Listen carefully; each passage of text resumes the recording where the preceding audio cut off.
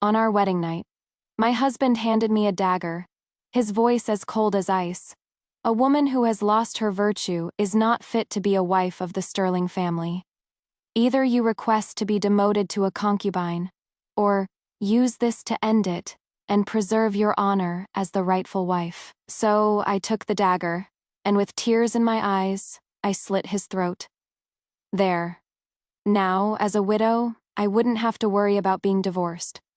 5 days before the wedding, I had gone to the outskirts of the city to visit my mother's grave.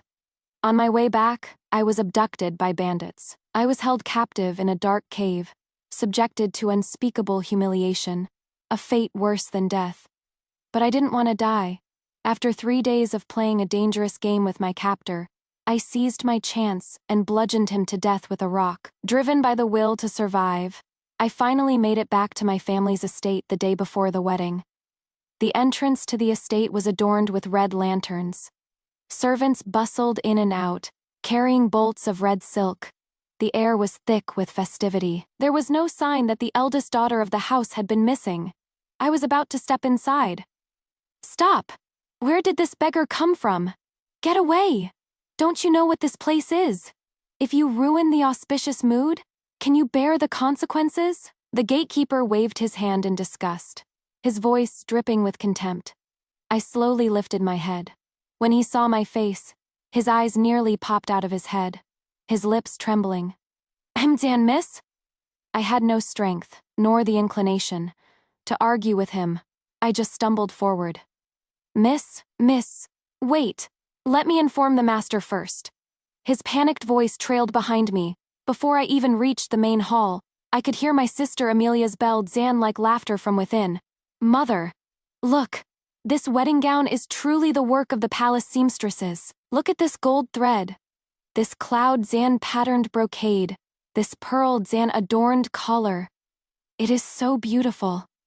I stepped over the threshold. The hall was brightly lit, a sea of festive red.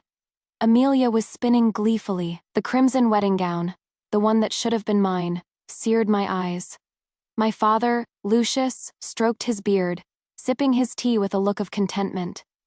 Beside him, my stepmother, Eleanor, fingered her prayer beads, her face a mask of kindly. What a happy family. The young lady has returned. The spinning stopped.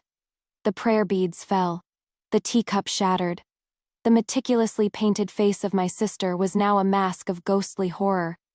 "Isabella, Jan, how are you not dead?" I ignored her.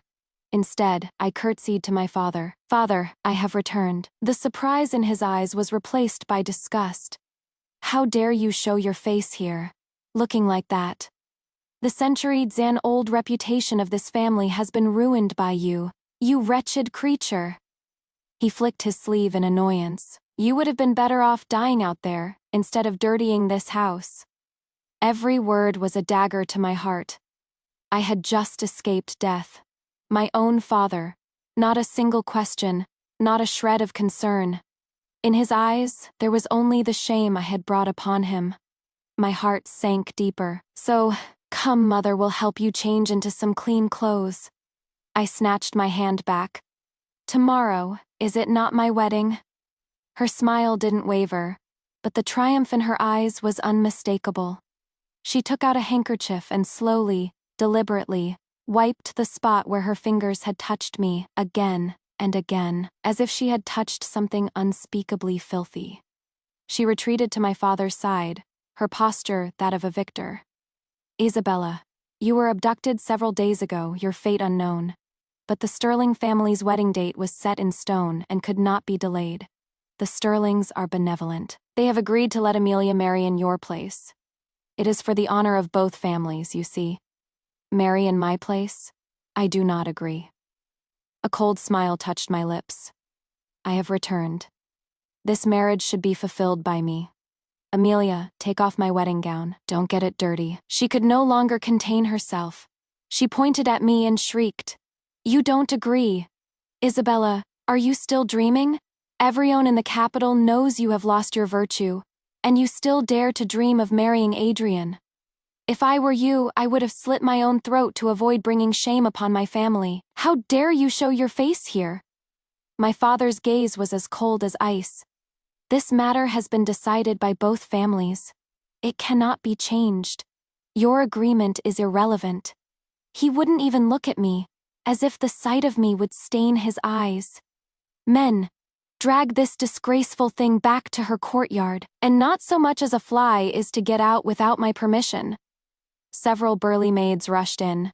Just as they were about to drag me away, a young servant hurried in. Master, Nanny Catherine from the palace is at the gate. Nanny Catherine? My stepmother gasped, clutching my father's arm, her voice trembling. Master, Dan, what do we do?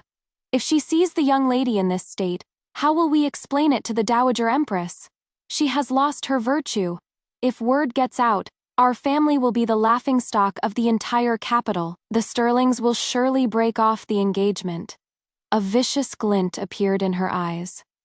Fortunately, she has just returned. The news is still contained. No one outside knows yet. At her words, a murderous look flashed in my father's eyes, as if I were not his daughter, but an obstacle to his career and his family's honor. He no longer hesitated. He commanded the maids.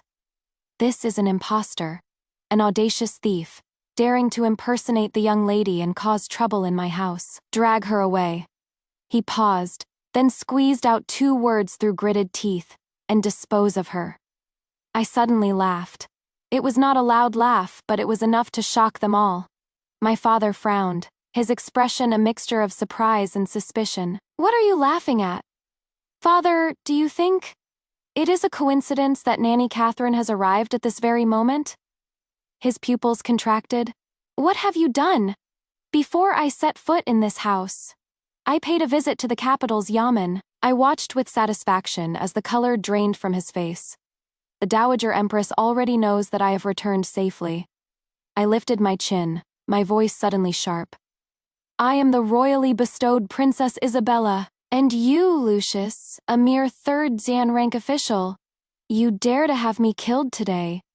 You wretched creature. He was shaking with rage.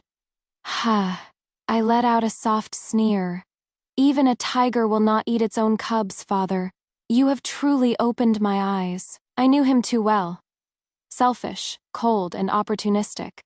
He valued his family's future and his own position more than his own life, let alone a daughter who had lost her virtue. But I never thought he would be so ruthless as to have me killed. In the midst of this suffocating standoff, a calm, steady voice broke the silence. Princess Isabella, the Dowager Empress was overjoyed to hear of your safe return. She has sent me to escort you on your wedding day. My heart warmed. Nanny Catherine was the Dowager Empress's most trusted confidante. She was making it clear that she was backing me.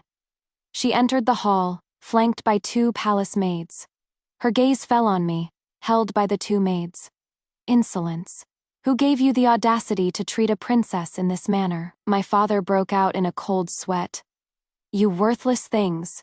Release the princess at once. Get out. Get out. The 2 maids, their faces pale with fear, quickly let go of me and retreated. He turned to Nanny Catherine, his face contorted into a fawning smile that was uglier than a grimace. Nanny Catherine! It is all a misunderstanding, Isabella! The child returned so suddenly, all dusty from her travels. The servants are blind and didn't recognize her. A small misunderstanding. But Nanny Catherine didn't even spare him a glance. Her eyes narrowed, falling on Amelia, who was trying to shrink into the background. She barked. This wedding gown was made from tribute brocade, personally chosen by the Dowager Empress for Princess Isabella. It was sewn by the 12 finest seamstresses in the palace, who labored for 49 days and nights. Miss Amelia, to steal an imperial gift is a crime of disrespect, punishable by death. Amelia's legs gave out, and she collapsed on the floor, trembling like a leaf. My father rushed forward. Nanny, please calm down. It is another misunderstanding. The sisters are very close, Amelia. She was just, he was turning red. And finally squeezed out a lie that even he didn't believe. Just trying it on for the princess to see if it fit. Nanny Catherine's gaze finally turned to me, instantly softening. She bowed to me impeccably. "Your Highness, is what the master said true?" I said nothing. I just looked at my father with a half-sad smile. He panicked and pulled me aside, hissing, "What do you want? Do you want to destroy this family?" I smiled sweetly. "You exaggerate, father.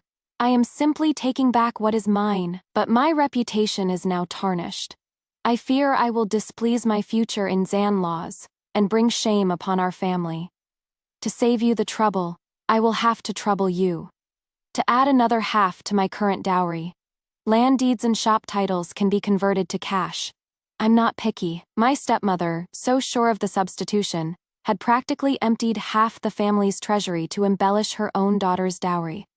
Now, it was all mine. "Another half, you're trying to bankrupt us." He was shaking with rage. The smile on my face vanished. "If you are unwilling, father, then so be it." I made a move to walk past the screen. "Then I will have to have a long talk with Nanny Catherine. I'm sure the Dowager Empress will see that justice is done for me." He grabbed me again, nearly crushing my arm. He gritted his teeth. "I agree." I gently pushed his hand away. "A verbal promise is not enough. Please have it sent over now, so that Nanny Catherine can be a witness. When she returns to the palace, she can tell the Dowager Empress how much you dote on me, your eldest daughter. Don't you agree?" The veins on his forehead bulged. "Do you think I would go back on my word?" "Yes," I nodded. My eyes clear and innocent. My tone mattered Zan of Zan fact. "After all, I am to be married tomorrow. If you were to go back on your word, I can't very well run to the yamen in my wedding dress and beat the drum, accusing my own father of stealing my dowry, can I? That would bring shame upon 18 generations of our ancestors." He was speechless. His face went from red to green, then to white. His lips trembling. Finally, he had no choice but to concede. "Men, call the steward, open the treasury." Only then did I turn back, my face a mask of gentle grace, and say to Nanny Catherine, "Nanny Catherine, my sister and I have always been close. She is young and was just taken by the beauty of the gown. I, in a moment of weakness, allowed her to try it on." With that, I looked down at Amelia, a small smile on my lips. "It seems this gown was indeed made for me, little sister. On you, it is a little too long. It doesn't fit at all." I held out my hand, my tone suddenly cold. She instinctively clutched the gown, her face full of resentment. Once this was off, it meant she could not marry Adrian tomorrow. Insolence. "Get it off, and give it to the princess at once." Seeing her hesitate, my father roared in a panic. She flinched, tears welling up in her eyes. She bit her lip, wiped her tears, and stumbled into the inner room to change. After a long time, she returned, reluctantly holding the gown. I reached for it. The moment I touched it, she secretly pulled back, refusing to let go. She whispered in my ear, "Isabella, don't be so smug. A man as pure as Adrian would never want a defiled slut like you." Before she could finish, I subtly hooked my foot around hers. She fell backwards, a pathetic sight. At the same time, her hand, still clutching the gown, pulled with the force of her fall. Reape. The sound of tearing silk echoed through the hall. Dead silence. She was completely stunned. She stared blankly at the torn piece of fabric in her hand. My eyes instantly reddened, and tears streamed down my face. "Little sister, if you did not want to return the gown, that is one thing. But why? Why did you have to tear it? This was a gift from the Dowager Empress herself. How? How could you?" "No, it wasn't me. I didn't tear it." She snapped back to reality. "It was you, you bitch. You tripped me, father. Mother, you must seek justice for me," she cried out, trying to seek refuge with her mother. My tears fell even harder, my expression one of utter devastation. "Little sister, I know you have always been fond of Adrian and resent me for this marriage, but it was my mother's dying wish." I choked. I cannot give it to you. Nanny Catherine's face was already ashen. Miss Amelia, I saw everything. You maliciously destroyed an imperial gift, a grave crime of disrespect, and now you dare to falsely accuse the princess. Such character, such a heart, it truly opens my eyes. Wretched creature! My father was at the peak of his fury. He had to show his stance. Slap. A loud slap echoed through the hall. Amelia's head snapped to the side, her cheek swelling. She held her face, looking at her doting father in disbelief. He roared to the servants outside. Men, bring the family whip. I will beat this wretched creature to death today. Master, no. My stepmother wailed and threw herself at his feet. Amelia is still young. She didn't mean it. She was framed. Please. I raised my tear-filled eyes at the right moment. Mother, if she can destroy an imperial gift when she didn't mean to, then if she did mean to. I paused, then said faintly, could it be? She wanted to marry in my place. That sealed his last shred of hesitation. Get away. He kicked her away, snatched the whip from a servant, and raised his arm. Swish! Swish! The whip fell again and again on Amelia's body. Her screams, at first shrill, gradually became hoarse and weak. After 30 lashes, she conveniently fainted. His eyes were full of pain, his hand holding the whip trembling. Just as he was about to stop, I pressed a silk handkerchief to my eyes and said with a sob, Father, are you stopping already?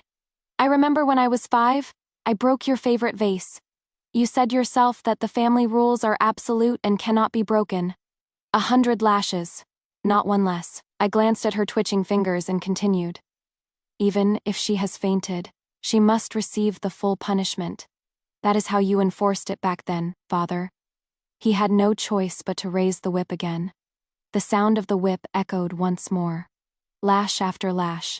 Her skin broke and she was covered in blood. Only when the counter reached 100 did he, as if exhausted, throw down the bloody whip. Amelia had truly passed out. He commanded the servants, Men, drag the second young lady to the ancestral hall. No one is to let her out without my permission. Let her reflect on her actions before our ancestors. Nanny Catherine and I exchanged a knowing look. Just then, the steward, drenched in sweat, entered with several servants carrying heavy chests. He was also holding a thick dowry list. Master, everything is here. I walked over and, in front of everyone, slowly opened the chests. Inside were neatly stacked silver notes, and next to them a pile of land deeds and shop titles. I took the list and checked it. Item by item, the amount of silver, the location of the land, the area of the shops. It was barely enough after checking. I closed the list and smiled brightly. I have counted everything, and the amount is correct. Thank you for your generosity, Father. Nanny Catherine finally smiled as well. The master's care for the princess is so evident. The Dowager Empress will surely be pleased to hear of this generous dowry. He squeezed out a smile that was uglier than a grimace. Of course. On the day of the wedding, I wore the spare gown. Though not as magnificent as the one from the Dowager Empress, it was still made of fine materials and exquisitely embroidered. The woman in the mirror, in her phoenix coronet and robes, showed none of the shyness of a new bride. The procession stretched for miles, a truly grand affair. It drew gasps of admiration from the onlookers. But it could not warm the hearts of the Sterling family. I stepped over the brazier and bowed to heaven and earth. After all the tedious rituals, I was escorted to the bridal chamber. The voices of the servants outside drifted in. Look at that dowry. It is truly impressive, but what a shame no amount of gold can cover up the fact that she has lost her virtue. Exactly, 3 days and 3 nights. Who knows how many filthy men have touched her, and she still has the face to marry into our family. If you ask me, any woman with a shred of decency would have hanged herself in the family ancestral hall. She is only getting away with this because she has the Dowager Empress's backing. Otherwise, the engagement would have been broken off long ago. A man as fine as our young master. What terrible luck to be stuck with a sullied woman like her. Just you wait. Even if she is married in, She'll never win the young master's affection. She'll be divorced sooner or later. I pretended not to hear. Losing my virtue was not my fault. The man responsible was already dead. A woman's honor is not found beneath her skirts. Seeing my lack of reaction, the women outside eventually dispersed. The night grew late. Finally, the sound of stumbling footsteps came from outside. Creak. The door was thrown open, slamming against the wall. My husband, Adrian, had returned. He staggered in. "Get out! All of you, get out! No one is to enter without my permission." The maids and matrons bowed and left, closing the door behind them. The bridal chamber was quiet again. Only the crackling of the wedding candles. Beneath my red veil, I could feel his disgusted gaze on me. He did not lift my veil. After a long silence, he spoke. "Isabella," his voice was as cold as ice. "You will request to be demoted to a concubine." My voice was calm. "On what grounds?" Those 3 simple words seemed to enrage him. "On what grounds?" He laughed as if he had heard the greatest joke in the world, his voice rising. "If not for the Dowager Empress, do you think I would marry? A sullied woman like you? You lost your virtue before marriage. You are defiled. You are not even worthy of entering my family's ancestral hall, let alone being my rightful wife. Requesting to be a concubine is your only way out, and it is the last bit of dignity I will grant you." I smiled silently. Dignity? Making me a concubine is dignity. So a woman who has lost her virtue must become a concubine. Then may I ask, my husband, do you still have your virtue? He froze, speechless. What? Can't answer. As far as I know, you already have several serving maids in your bed. Do you not? And the courtesan from the brothel and your wet nurse's daughter. You've had them both, haven't you? Are these all lies? He was finally furious, his voice rising. I am a man. It is natural for a man to have multiple wives and concubines. How can you compare me to a fallen woman like you? A man. Multiple wives? Natural? The sarcasm in my voice was palpable. What a self-serving double standard. What a natural thing. Your body, which has touched so many women, is not defiled, not sullied. You're twisting my words. He was being backed into a corner by my questions. His reason was consumed by anger. He drew a dagger from his waist and threw it beside me. Isabella, I will give you 2 choices. Either you request to be demoted to a concubine, and my family will still provide for you, or use this to end yourself to preserve your last shred of honor. And if I refuse, then I guarantee your life from now on will be a living hell. The Dowager Empress, for all her power, cannot interfere in our private chambers, can she? I sighed, my voice full of sorrow. My husband, I know my sullied body has brought shame upon the Sterling family. I am willing to be a concubine. I only ask that I may remain in this house, to watch you from afar. I am willing to step aside for my sister and you. He let out a contemptuous sneer. That is more like it. At least you have some self-awareness. He staggered closer, the smell of alcohol so strong it almost reached my veil. Don't worry. Amelia is kind, Jan-hearted. As long as you behave, she will not mistreat you. He seemed to think he was being exceptionally merciful. You were abducted and lost your honor. The whole city knows. Not divorcing you is already a great favor. For the Dowager Empress's sake. As long as you keep your head down and behave. Perhaps, if I'm in a good mood, I might even spare you a glance. A cold smile touched my lips. Your words are wise, my husband. I will remember them. But today is, after all, our wedding day. May I ask one thing of you? Speak, he spat. I ask that you lift my veil. My tone was humble. The matron of honor said that the veil must be lifted by the husband's hand for the ceremony to be complete. What a nuisance. He was clearly annoyed. He staggered over to me and, as if doing me a great favor, reached for my red veil. The moment the veil was lifted, the dagger was at his throat. He froze. looking at me in disbelief. What are you doing? My husband, go and die. Once you are dead, my position as the rightful wife will be secure. Schlick. I gave him no more time to speak. With a forceful slash, blood spurted out. Gurgle, gurgle! He clutched his bleeding neck, his eyes wide with shock, and stumbled backwards. Thud. He fell onto the wedding bed, which was covered in a quilt embroidered with 100 children. His body convulsed violently for a few moments, then went still, killing, it seems. Gets easier with practice. Looking at the spreading pool of red, I felt a strange sense of calm there. Now I'm a widow. I no longer have to worry about being divorced. My position as the rightful wife is secure. Cleaning up after a murder is the crucial part.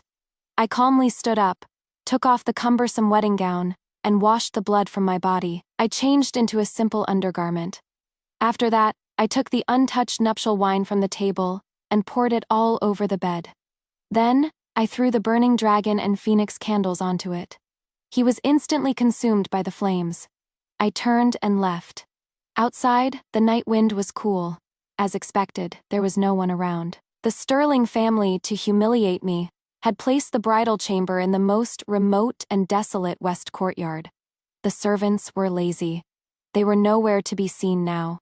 The flames licked at the rafters, the heat washing over me. I instantly switched to a state of panic and stumbled towards the main courtyard.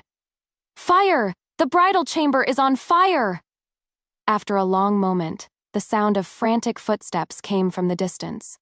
The bridal chamber is on fire! My God! The flames are reaching the sky! Quick! Put it out! Get water, quick! The servants rushed over with buckets and basins, but it was too late. The room was a sea of fire. It lit up the entire manor with a bloody glow. By the time the fire was finally extinguished, the room was gone. The servants carried out a charred corpse. The once handsome Adrian was now barely recognizable as a human form. My husband. I threw myself forward in grief, collapsing at a perfect distance from the corpse. My husband, wake up! Look at me! How could you leave me all alone? I wailed, my cries heart-wrenching. Oh heavens! Why are you so cruel? Why did you take my husband from me? Some of the softer, hearted servants even started to wipe away their own tears. My mother Zan-in-Law rushed over. She arrived just in time to hear my wails. She pushed aside the maids supporting her and stared at the corpse in disbelief. Adrian. This is impossible. This cannot be my son. She glared at me. Isabella. It was you jinx. You killed my Adrian. He was fine just a moment ago. You must have set the fire. You killed my son. All eyes turned to me. So what if it was me? Is there any proof? I looked up, tears streaming down my face. Mother, how can you accuse me so? I struggled to my feet, my body swaying, my voice trembling. When the fire started, my husband's first thought was of me. He pushed me out of the flame. He told me to run, but he himself. He was my husband, my whole world. If I could, I would gladly have died in his place. I covered my face and sobbed, my shoulders shaking. She shrieked. Nonsense. Adrian would never have. I cut her off. We were childhood sweethearts. Our bond was deep. Why would it be impossible? But I must ask you, Mother, and all of you. My voice was shrill with despair. Why was the bridal chamber placed in this remote, deserted west courtyard? Why was there not a single servant on duty? Why, when the fire started, did I scream and run for help? But no one came for so long. My eyes were red, and I looked like a madwoman. If you had come sooner, my husband would not have died. It was you who killed my husband. Give me back my husband, Wawa. She opened her mouth to argue, but found her accusation of murder was pure speculation. My accusation of negligence was a fact that everyone in the family knew. Her chest heaved, and her body trembled. When she is sick, finish her off. I swept my gaze over the cowering servants and said in a loud voice, "Mother, my husband died saving me. I will never forget his love and sacrifice. Now that he is gone, I will remain a widow for the rest of my life and never remarry. But today, I must seek justice for him. I ask that you severely punish these negligent servants. Sell them all. Not a single one is to remain." This statement placed all the blame squarely on the family. If she didn't punish them, she was protecting the ones who had caused her son's death. If she did, she was admitting her own guilt, PFFT. She was overcome with rage and coughed up a mouthful of blood, then collapsed backwards. The old madam has fainted! Quick, catch her! Get a doctor! Quick, get a doctor!" The scene instantly descended into chaos. Everyone's attention shifted to the unconscious mother Zan and Zan Law. The authorities arrived and examined the corpse for a long time, but it was futile. It was too thoroughly burned. In the end, it was ruled an accidental fire. When she heard the official conclusion, it was as if all the life had been drained from her overnight. She aged 10 years. Her gaze on me was like a venomous snake, cold and sticky, and full of an undying hatred. She was convinced that I had killed her son, but she had no proof. This unvented hatred gnawed at her day and night. Finally, she could no longer sit by. If she couldn't find evidence, she would create it. A month later, at the gates of the Sterling Manor, a Wei Suodzan-looking man was waving a red corset, rolling on the ground and making a scene. "Isabella, you heartless, venomous woman. Get out here. You said you'd run away with me after you killed your husband. Are you going back on your word now? Everyone, look, this is the token of her love she gave me. You think you can deny it now? No way." This drama of an adulterous couple murdering the husband and running away instantly attracted a large crowd. They surrounded the manor, pointing and whispering, their contemptuous gazes piercing the main gate. Creak, the gate slowly opened. My mother Zan and Zan Law, surrounded by servants, stood at the top of the steps, her face dark. Amelia, who was visiting, was affectionately holding her arm, and I stood slightly behind her. When I saw the shouting man, the anxiety in my heart finally settled. It wasn't him. I had told myself that I had beaten that beast to a pulp. How could he have come back to life? She called out to the man below. Where did you get that? If you speak a single lie, I will see to it that you die a horrible death." She seemed to be interrogating him, but every word was leading towards confirming my guilt. The man, getting his cue, wailed even louder. "My lady, it is true. It was her, Isabella. She spent 3 days and 3 nights with me. She said she would marry into the Sterling family, take their money, and then we would run away together. But I've been waiting for a month and she never came. This corset still has her scent on it." He even brought the corset to his nose and sniffed it. Wei Suo Lai. The crowd looked at me with even deeper contempt. "You venomous woman, do you hear me? What else do you have to say?" She suddenly turned to me, her face full of grief. "You lost your virtue before marriage, and my Adrian still married you, but you colluded with this lowly creature to murder him. Is your heart made of stone?" I watched her performance, my face a blank mask. When she had wailed enough, I spoke calmly. "Mother, be careful with your words. I do not know this man, nor have I ever had any indecent relations with such a filthy person." "You don't know him?" She pointed at the corset in the beggar's hand and shrieked. "The evidence is right in your face. The man is here, and you still dare to deny it. The whole city knows you were abducted and lost your honor." "Sister," Amelia said, her voice choked with tears, looking at me with a pained expression. "Though I am your sister, I cannot bear to see you continue down this path of wrongdoing. The day before you were married, I saw you with this man embracing him. I was so scared I didn't dare to say anything.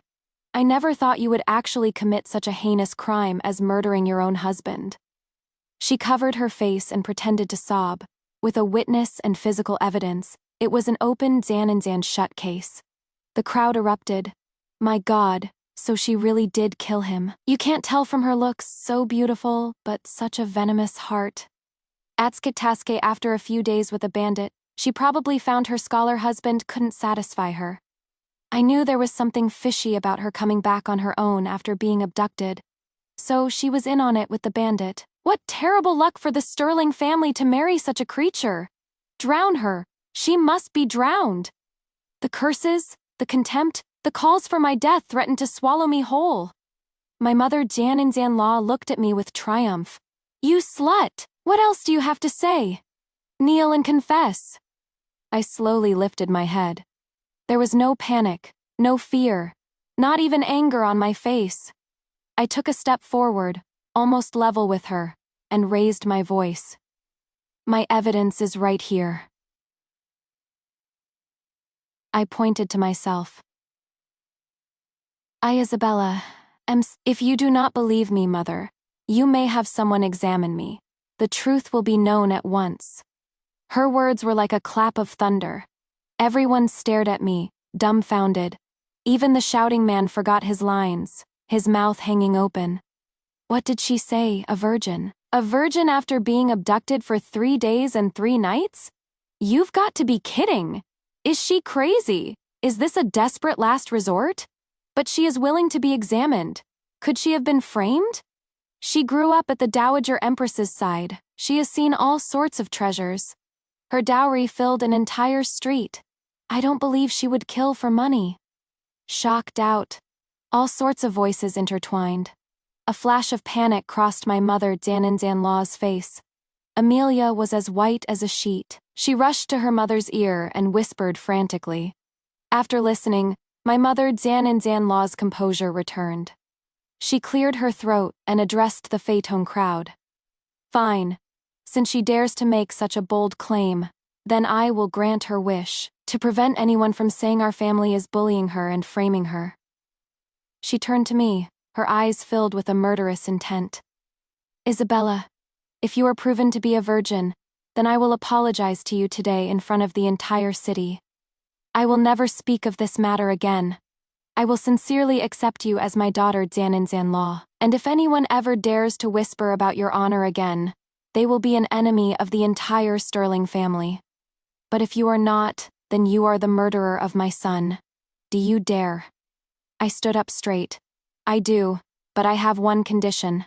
I fear someone is trying to frame me. All the unmarried women in this household must be examined with me. Not a single one can be left out. Her face flushed with anger. Who is framing you? I looked around. Isn't this to ensure fairness? I am an imperial princess. I can't just die without a clear reason. She gritted her teeth. Fine, as you wish. She turned to the steward and commanded, Immediately! Go and fetch Midwife Li and Midwife Shang. No need to trouble yourselves. A calm female voice interrupted her. It was Nanny Catherine. Behind her were several elderly palace matrons. Their faces were solemn, their silent authority silencing the crowd. She curtsied to me. The Dowager Empress was very concerned when she heard of this matter. She has sent me and the palace matrons to investigate thoroughly. She paused, her gaze sweeping over the crowd. To ensure fairness, this examination will be a blind one. The examinations will be conducted in separate rooms. The matrons will not know who they are examining. The results will be recorded and sealed independently, and I will be the one to present the final report. The words blind examination sent a chill through the crowd. It meant no one could tamper with the results. Soon, all the eligible women of the Sterling household, from the young ladies to the maids, were led into the inner chambers. No one knew who went into which room.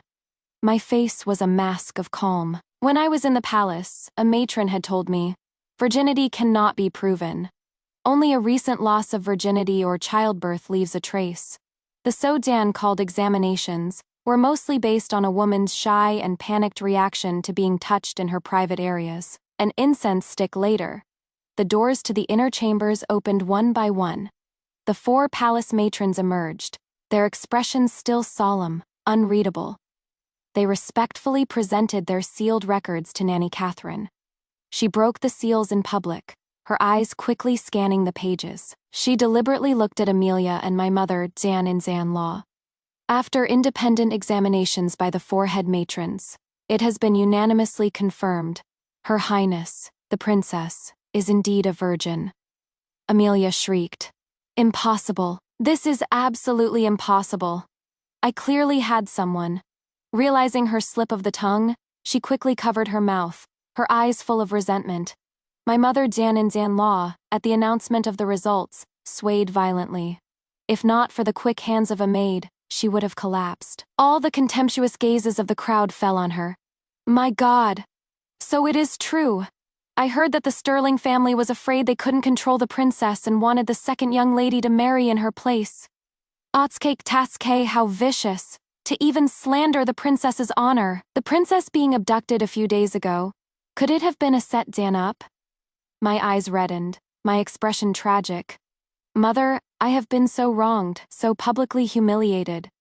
Dan, how can I continue to live with this shame? With that, I turned and ran towards a pillar at the entrance.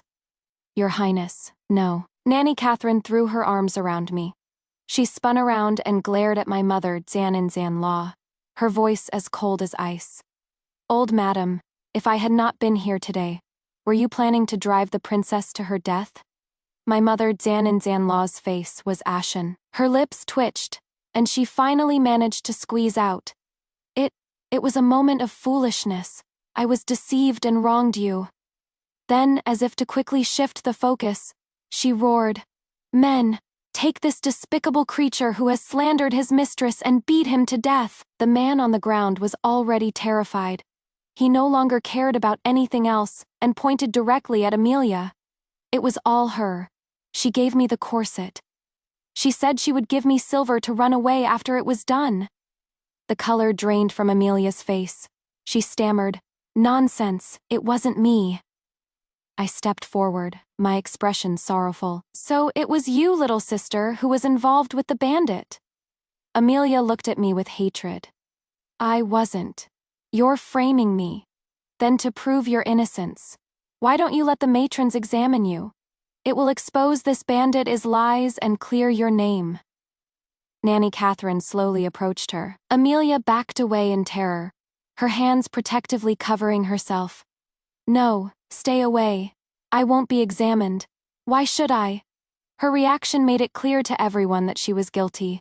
Fearing she would say something even more incriminating, my mother Jian-in-Jian-Law immediately roared. Beat him!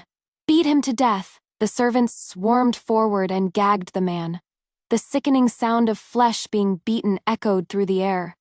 The thick smell of blood filled the air. Wretch? Amelia suddenly bent over and vomited violently. Nanny Catherine frowned and placed her fingers on her wrist. After a moment, she looked up sharply. Miss Amelia, you are with child. You're lying. I'm not.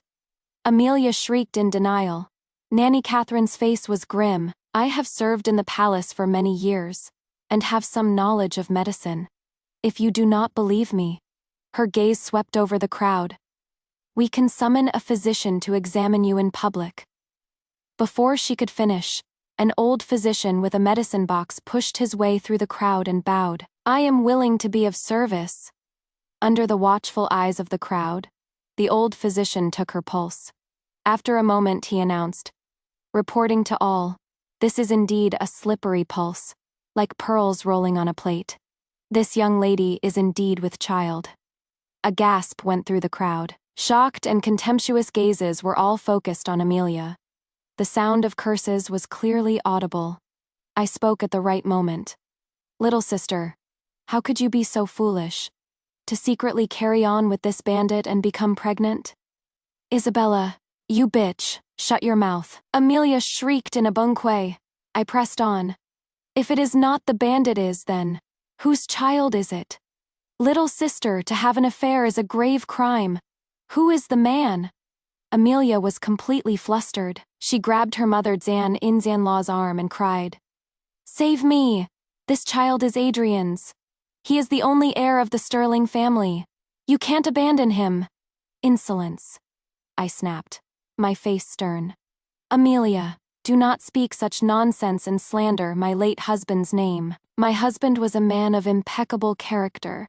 How could he have had anything to do with a shameless woman like you? You framed me first, and now you are trying to throw mud on a dead man's name. Your heart is truly venomous. I turned to the stunned crowd and commanded, "Men, prepare a bowl of saffron. Bring it to me at once." "Wait." My mother Zan-in-Zan-Law tried to reason with me. "Isabella, as the rightful wife, you must be magnanimous. The child in her belly is, after all, of the Sterling bloodline. I think we should take Amelia into the manor. Give her a title, and let her have the child in peace, to continue the Sterling line." My expression was serious, my tone firm. "Mother, do you also believe this child is my husband's?" "I have proof." Amelia fumbled in her robes and produced a stack of letters and a jade pendant. "These are the love poems Adrian wrote to me. And this pendant, it was his personal possession. He took it off and gave it to me himself that night." She was so eager to prove herself that she didn't notice the even deeper contempt in the crowd's eyes. A secret affair was already a great taboo, and to seduce her own sister's husband. My mother Zan-in-Zan-Law took my hand, her tone pleading. "Isabella, this is Adrian's only heir." I cut her off. "Little sister, could it be that you stole this pendant when my husband wasn't looking? You say you had a secret meeting with him. Did anyone see you? A witness?" Amelia was at a loss for words, her eyes darting around frantically. Finally, she pointed to a cowering maid in the corner. She was on guard outside. She can testify that Adrian did indeed enter my room that night." I raised an eyebrow. "Which night?" Amelia stammered, then finally gritted her teeth. The night you were abducted." The maid, whose name was Chloe, trembled and fell to her knees. "I was indeed on guard outside Miss Amelia's room that night. The young master did not leave for a long time." I nodded. "It seems my little sister did indeed have an affair with my husband, but—" My tone suddenly changed. "Little sister, how can you prove that besides my husband, you haven't been with anyone else? This doesn't prove that this child is my husband's, does it?" What do you mean?" Amelia completely lost her mind. She jumped up and pointed at my nose, screaming, "You, a slut who was defiled by bandits.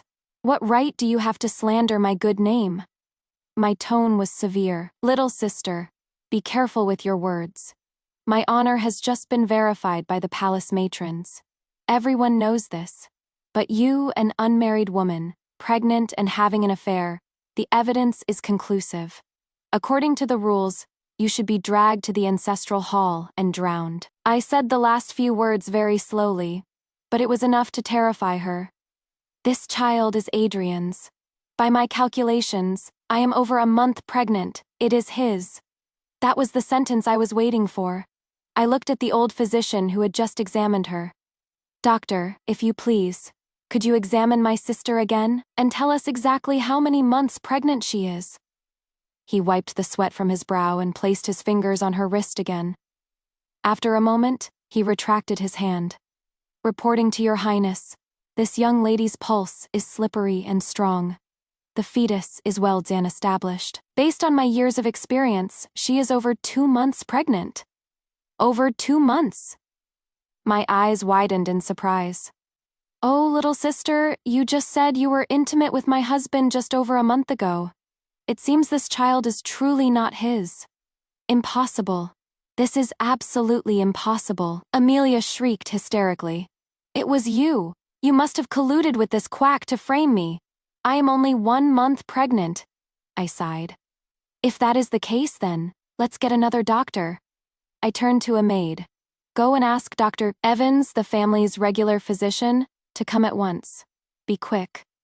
"Yes, Your Highness." The maid bowed and left. A short while later, Dr. Evans arrived with his medicine box.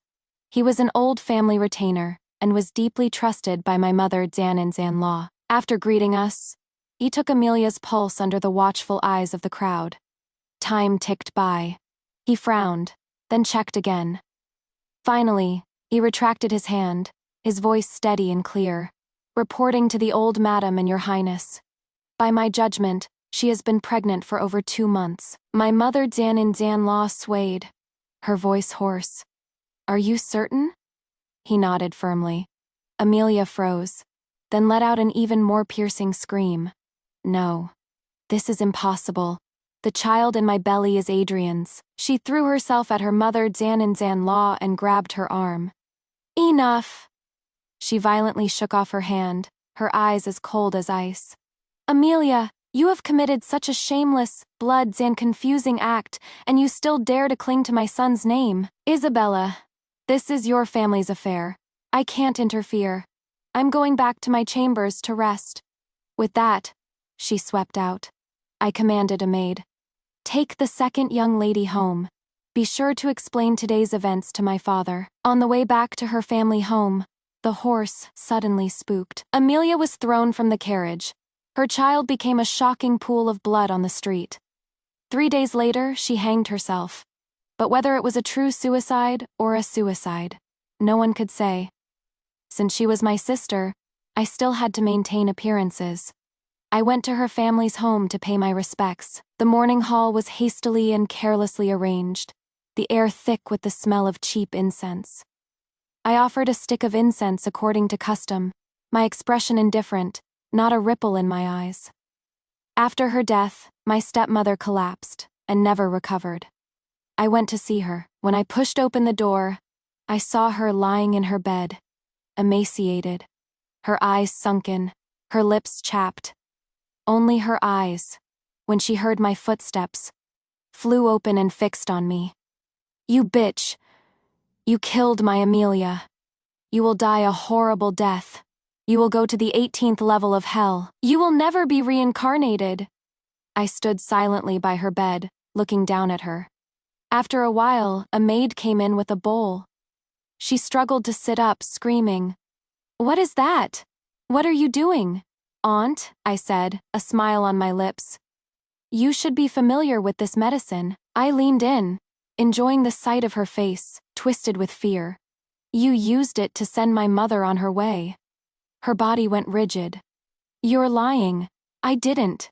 Your mother died from her old wounds." "Huh," I let out a soft laugh. "My mother took a blow for the Dowager Empress, though she was badly injured. The imperial physicians said she would be fine with proper care.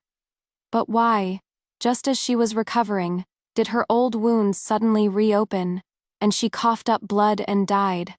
During that time, only you, my dear aunt, diligently served her medicine and showed such concern. Isn't that a coincidence?" Looking at the bowl of medicine getting closer, she finally panicked. She thrashed about, trying to avoid it. "No, you can't kill me, Isabella. If you kill me, you will never know the truth of what happened back then." I watched her death throes, the smile on my lips deepening. "The truth," I repeated the two words slowly. "Isn't it just my faithless, fickle father? Is that so hard to guess?" She was completely in despair. This was her last card. I straightened up and said to the maid, "Pour it." "No." She let out a piercing scream. Her hands flailed, trying to knock the bowl over, but it was no use. This maid was not particularly skilled in anything, but she was strong. "Gurgle! Gurgle!" The medicine was mercilessly poured down her throat. The bowl was empty. When the maid let go, she also dislocated her jaw. Even if she wanted to throw up, she couldn't. She collapsed on the bed, looking at me with hatred. I smiled. "Aunt, on your way to the underworld, be sure to hurry. You might just catch up with your beloved daughter and grandchild." With that, I turned and left without a second thought. Behind me, there was only the sound of her weakening, pained gasps. My stepmother was dead. But my father had no time to grieve. The constables from the Ministry of Justice arrived faster than the mourners. They kicked down the door of our estate while he was in his study, burning the account books. He was caught red-handed. The verdict was swift: confiscation of all property and execution in the autumn. The family had completely collapsed, and I, having married into the Sterling family, had escaped this fate. A month later, another accident occurred in the Sterling's back garden. My mother Zan had a fall, hitting the back of her head on a rock. By the time the servants found her, she could no longer speak or move. Only her cloudy eyes moved in terror. The doctor, after examining her, shook his head. He said the old madam was of an advanced age, and this blow had likely damaged her core functions. She would probably never get up again. In short, she was paralyzed. For the rest of her life, she would be like a living corpse, needing to be fed and cleaned. When the news came, I was pruning an orchid. Snip, the silver shears cut a dead branch at its base. Oh, such an accident. Quick, go to the treasury and get the 100 old ginseng root. And take my card and ask the imperial physician to come. Tell the accountant not to spare any expense on her medicine. Time passed. No one in the city spoke of my abduction by bandits anymore. The storytellers in the tea houses turned my story into a legend. The Sterling family's wife, who had served her paralyzed mother Zan tirelessly for 5 years, was a model of virtue and filial piety.